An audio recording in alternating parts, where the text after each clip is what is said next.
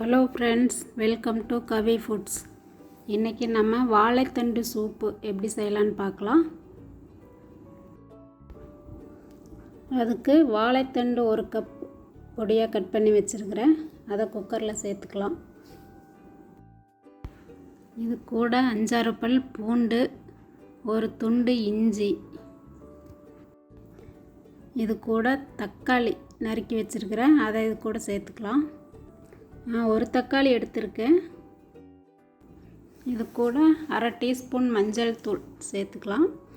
சேர்த்துட்டு தேவையான அளவுக்கு தண்ணி விட்டுட்டு குக்கரில் ஒரு 5-6 விசில் வேக வச்சு எடுத்துக்கலாம்.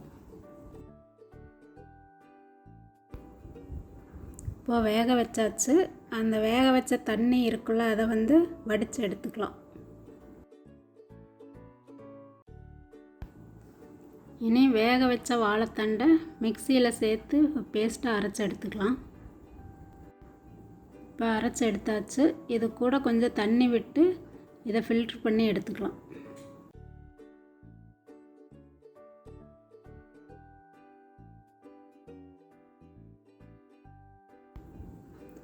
இனி ஏற்கனவே வேக வச்சு வடித்த தண்ணி இருக்குது, அது கூட இதையும் சேர்த்து நல்லா வடிச்சுக்கலாம்.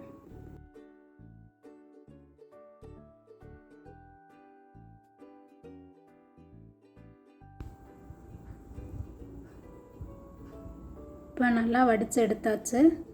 இனி கடாயை அடுப்பில் வச்சுட்டு அதில் ஒரு 2 டேபிள் ஸ்பூன் அளவுக்கு எண்ணெய் விட்டுட்டு ஜீரகம் தாளிச்சுக்கலாம்.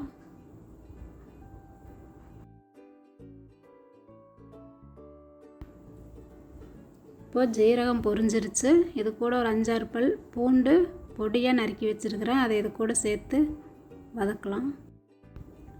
இப்போது வாழைத்தண்டு வேக வச்ச தண்ணியை சேர்த்து நல்லா கொதிக்க விடலாம்.